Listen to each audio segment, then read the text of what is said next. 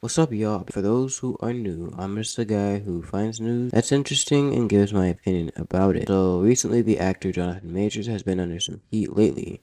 For those who don't know, Majors is this big-time black actor.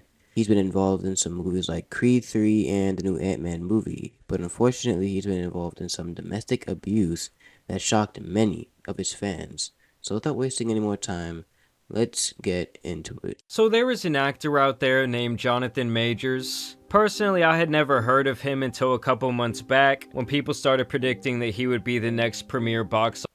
I'm not gonna act like I knew him either, but obviously I've seen him before in like a movie or two. Office black male lead actor. You know, he got legends like Denzel, Samuel L. Jackson, Morgan Freeman, and many more. When it comes closer to this era, I would say you got the Michael B. Jordans of the world, who have happily taken that torch they have been passed. And basically everyone was saying this guy, Jonathan Majors, was going to have his name up there with these guys eventually, after he starred in 2 box office hits this year with the new Ant-Man movie and Creed 3. Vouch for you. You think you mad?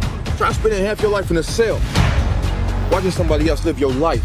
Y'all who have been watching the channel for a long time know that I could pretty much care less about Marvel movies. Listen, I'm not like an avid Marvel fan either, but like I've watched the movies. Like I used to be, at least. We could talk about that later, but I used to be good with Marvel. But as far as I understand, Jonathan here plays the main villain in the film, Kang, and people predict that he is posed to alter the whole course of this Marvel universe, so basically he was going to be a big part of the whole integrated story. And y'all know when an actor gets involved in this Marvel universe, they make bank. I mean truly, nerds really do love this stuff. Everyone we talked to bought tickets weeks in advance to see the first U.S. showings of the film. Fans worried about spoilers spent the last week going dark on social media. Yeah, like when I was talking about being a fan, I'm not that much of a fan. That's a little bit OD.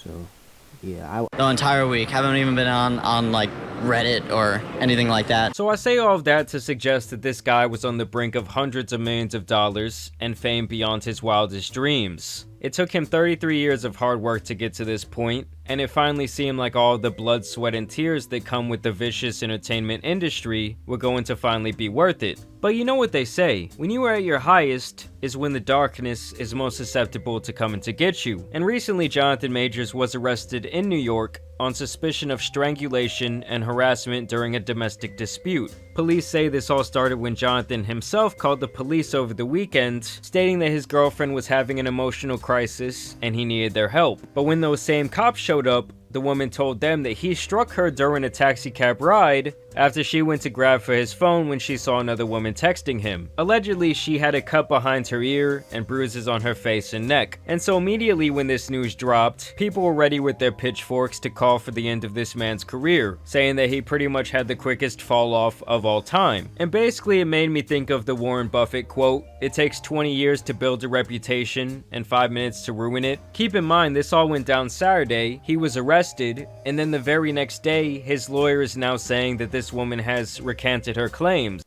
Bro, I don't defend him, but like, I mean, I kind of do, but I'm just thinking right now, it's just 20 whole years or 30 whole years, and in like a near instant, like his entire career, that is wild, right? Like, imagine you in that situation. Like, what would you do?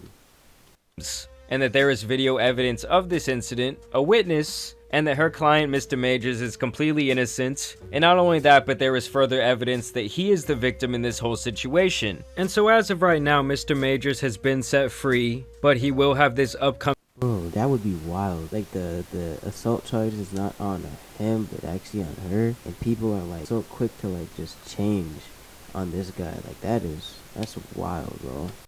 Trial date in May. Now I am learning from my past and am not going to be taking a stance in this matter at the moment. While I do always make it very clear that I'm talking about allegations, there have definitely been some times in the past where I've jumped the gun and let my bias show and that's not the responsible way to cover these types of situations. But I will say, if he is guilty, then his career is pretty much a wrap, and if he's not guilty, and this woman is lying on his name, then I hope that she faces her day in court, because no matter the verdict, his career will be permanently altered after this, and in the court of public opinion, he might never be seen the same again. Bro, that is so true, and that's what's messed up, bro. Like, it doesn't even matter if you did it or not. The fact that you knew that person, and that person's a loon, it's just unfortunate, man. That's unfortunate. If he did do it, then, like, I mean, so is life.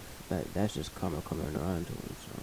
I mean, look at a guy like Sean Oakman, who was destined to be a star in the NFL, and then that all got completely derailed by some false allegations that dropped right before he was supposed to be drafted. Years later, they find him innocent, but guess what? It doesn't really matter because that small window he had to make a career and make money had already closed. And as far as I know, little to nothing ever happened to the false accuser in that situation. They don't even ever have to reveal who this person who made up these lies and ruined his life was. And I think that's insane. Like, she should be sitting in jail right now. It is pretty wild. I agree so much with that. It's gonna keep happening, and obviously it's been happening to so many people, but there's no, like, laws or rules in place. So these people are doing it, getting away scot-free, and just ruining the lives of the other people. It's just sickening. He's the one who called the police, and then he's the one who ended up getting arrested. That's why getting law enforcement involved in these types of situations can be kinda iffy for me. Because if it does turn into a he said, she said type thing, you might really be in for some difficult times. And let's be honest, like, I don't know, 8, 9 times out of 10, the guy's not winning. He said, she said, let's be honest. We are already seeing the repercussions of this whole situation. For example, the army, who had spent tens of millions of dollars on ad campaigns centered around Jonathan Majors. When you look into your future, do you see a life full of obstacles or possibilities? Have already put that whole thing on pause. What went behind the decision to pull the ads so quickly? One of the things that's so challenging when you have somebody who is such a visible on-screen face of an advertising campaign is that even just the perception of an issue and alleged wrongdoing can make them a controversial figure that undercuts the message of the advertisement.